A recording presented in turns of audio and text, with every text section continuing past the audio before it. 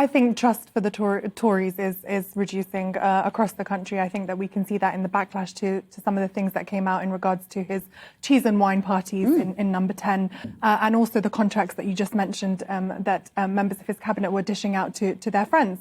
That case about the bin bags with nurses was actually in Harrow, in Northwick Park Hospital. That's exactly where it was. So we were very, very infuriated by that. But I think that there are some positives from this. 3,000 plus is a comfortable majority win for a Labour seat. And also Paulette Hamilton has made history. She's the first black MP in this seat. And she's a former nurse and a mother of 5. So I think that, there are considerable positives to take from this. But I do agree that, there is apathy in politics. I think people struggle to find the difference between Labour and Conservatives. But I think more and more as we get ahead towards the election, people can find the difference between us.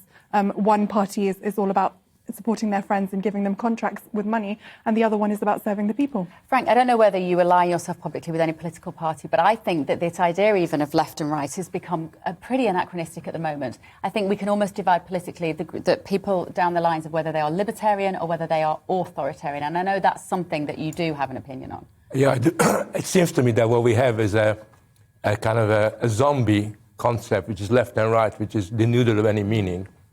And I think it's unfortunate that politics is running on empty. And, Conservative Party members that I know are not conservative in the way that they would have been classically. Labour Party members who used to actually speak up for the working class are conspicuous by their absence in the Labour Party. We're trying our best to bring it back to the world. Good luck to you on that. Thank you. I think it's a bit of a fool's errand myself. But it seems to me that the real problem that we have now is that there are millions of people who are looking for a voice. There are millions of people who would like to have somebody, some party, some individuals who could give meaning to their lives and to their future.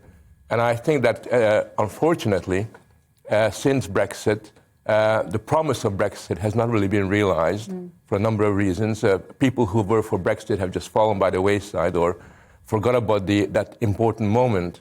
And what we're left with are career politicians on all sides who kind of speak to a script. They refuse to be spontaneous. And when you look at the Birmingham by-election, I see it a little bit differently than you do.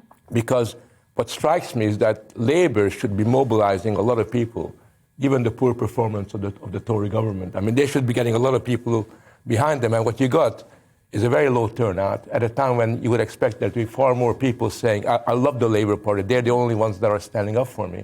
But instead, you have this very perfunctory going through the motion. And that, I think, represents a threat to democracy. Yeah. I think that, one of the reasons I can provide for that is obviously, 2 years of a pandemic. It's been a really tough time. And also, we haven't been out on the doors as much to talk to people and to try and get that Labour message out. But now that the restrictions have been rolled back, we have that opportunity to do that. And this was the first test. And I think that we've proven that we can win, and it's a comfortable win. But we definitely have work to do. I do want to say something, though, about how representative our elected representatives are.